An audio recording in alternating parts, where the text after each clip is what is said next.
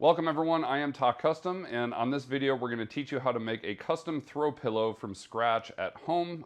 This is a really fun and easy project for beginners, so we will show every step along the way and the materials you'll need to get started. So here's an example of a basic throw pillow. We're going to do this style that just has kind of rounded seams like this all the way around. We're not going to do anything with piping or zippers. That's more into upholstery, which I would like to do in another video, but for now we're just going to do a basic throw pillow just like this. Now these are all the materials that I'm going to use for our pillow. I've just got a woven quilt cotton for my fabric. Just don't use anything that stretches or it will warp over time. And then we're going to use a pre-made pillow form. This is a 16-inch square pillow form. These are amazing for making pillows. Now, when I first started making pillows, I got this poly stuffing stuff, and this is what you would use to make like stuffed animals, and my pillows always turned out really lumpy until a friend of mine told me about using these pillow forms. So make sure you get one of these. They're great. They come in all kinds of sizes, so these are definitely worth the money. And then you'll just need things like pins, scissors, and your sewing machine, and you should be all set. So now that we have everything that we need, I'm going to prepare my fabric to get ready to cut out our shapes. So I'm just folding my fabric so that the right sides are together like this. Now figuring out your basic shape is really easy.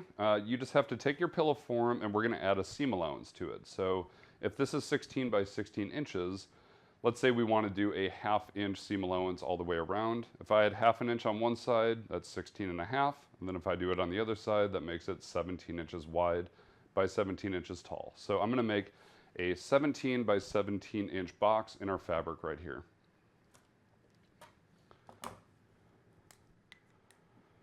So I just drew this on with a marker, which I wouldn't normally do, but hopefully it's easy to see. And now I'm just going to use a rotary cutter to cut this out.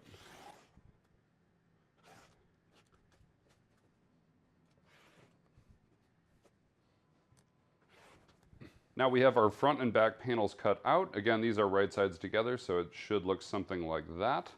And now we're just going to pin all of the corners.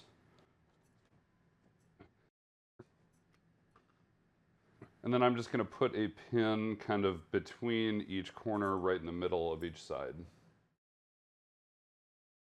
All right, now I left this side unpinned here because we need to leave an opening so that we can turn this thing right side out and get our pillow form in. So what I'm going to do is I'm going to put 2 pins kind of a few inches from the edge on the bottom left here, like that. And that's going to tell us where we're going to start our stitch, and then we're going to stitch all the way around, and we're going to end at another set of double pins over here.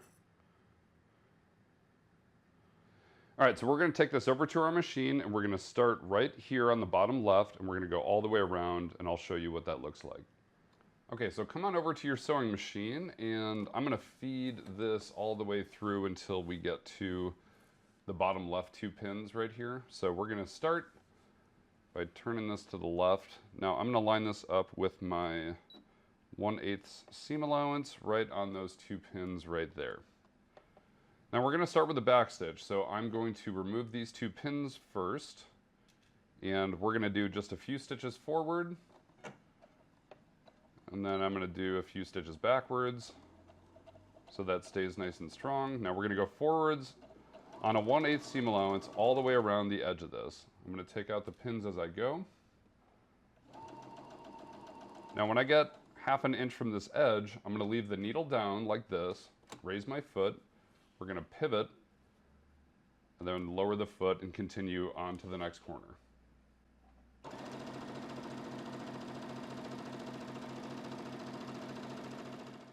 All right, so we're coming up to our last corner here. So once again, I'm going to needle down, pivot. Now, as I sew up to these last 2 pins here, I'm going to pull these 2 out and then we're going to end with a back stitch right here. Okay, now you can just pull this out, cut your threads, and we'll take this back to the table. We are all done with our sewing. It should look something like this, and we started here, went all the way around, and ended right here. Now before we turn this right side out, we need to clip our corners so that we get nice pointy corners when this is all done. Now, when I say we're going to clip our corners, what I mean is I'm just going to trim very close to the stitches, not too close because we don't want that to pull apart, but we're just going to clip all our corners so they look something like that so that there is no bulk in there when we turn this right side out.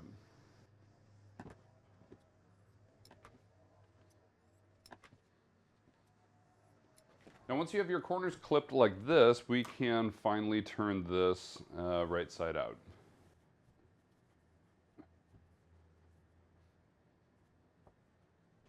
So we have this turned, but I want to make sure our corners are nice and pointy. So this is called a seam turner, and I'm just going to kind of feed it in here and find that corner. Then I'm just going to use the pointy end to kind of poke out the corner right where we clipped them so that these look nice and pointy, kind of like that. Now I'm just going to do this to all the corners, and then we're going to iron this into place.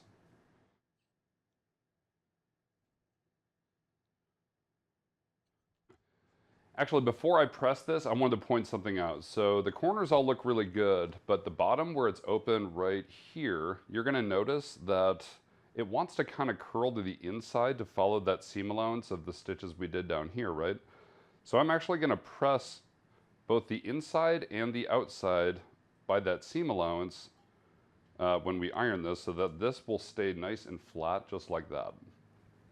Actually, I forgot I've got a nice little portable ironing mat here, so I will just do it right on camera. All right, now as I'm pressing this, I'm just going to kind of roll it and make sure the seam is right on top and that nothing is kind of pleating over.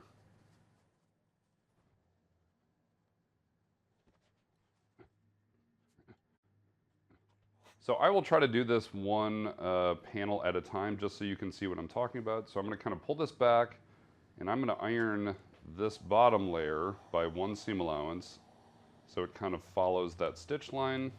So that's laying nice and flat like that. Now I'm going to do the same thing with the top. Okay, so now that is nice and pressed, and the bottom should look nice and clean like that. Okay, so now is the point where we put our pillow form inside of our pillowcase, and this might be kind of tricky for me to do on camera because I usually do it while I'm sitting down, but I will do my best. So I'm just going to find my opening at the bottom, and I'm going to kind of try to compress as much of this pillow form as I can into one hand. Then we're just going to kind of stuff it in there in the bottom here.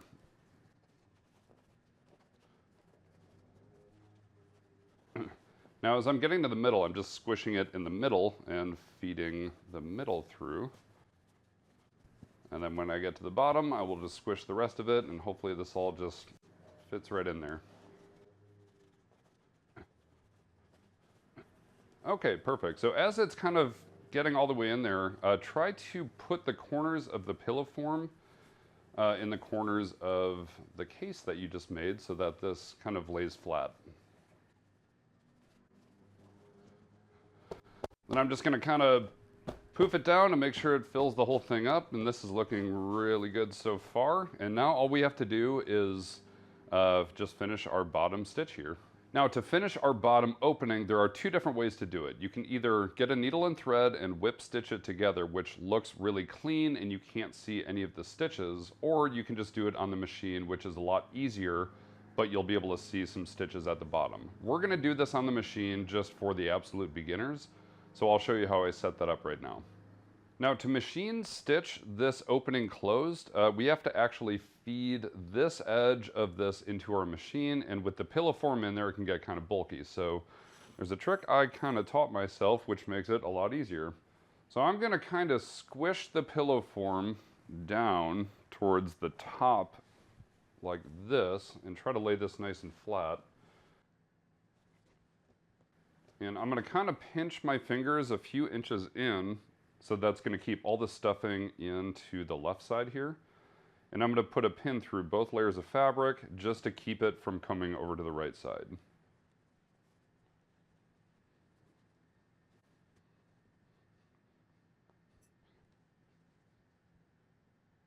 All right, so I've got 4 pins keeping all the stuffing on the left side here. And now I'm going to kind of pull this loose end over here so that I can pin these two open edges together so that they're going to look really flat.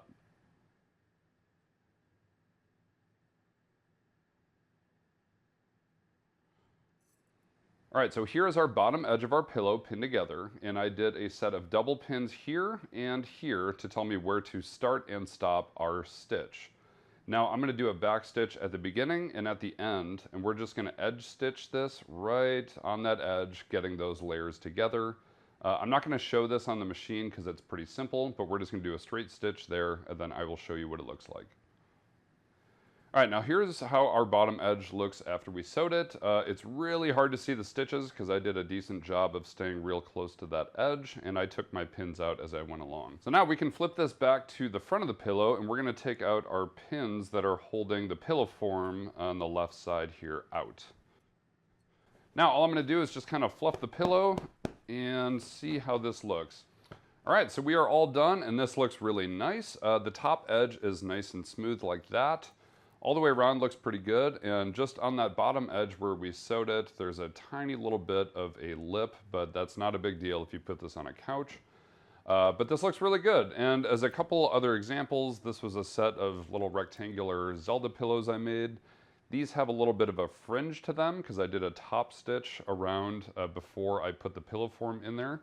So if you want to do that, you can do that, and I did denim on the back, so you can have fun with fabrics. And then this was a pillow that a friend of mine made me at a con, and it's the same basic principles. They just appliqued on all of these shapes of this Super Nintendo controller before you stitch all the way around the outside, and then they stuffed this with polyfill. So you can definitely have a lot of fun with different ideas of fabrics and shapes, but if this is your first pillow, hopefully you ended up with something that you're happy with, like this pillow right here. All right, guys, we are all done. Hopefully you ended up with a pillow that you're happy with. Again, have fun with different fabrics and shapes, but I really hope this helped. Please let me know if you have any questions in the comments. Otherwise, we will see you in the next video.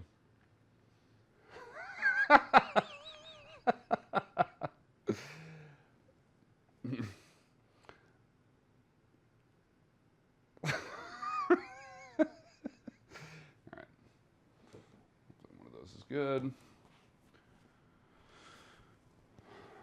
That was a fun little easy video, I think.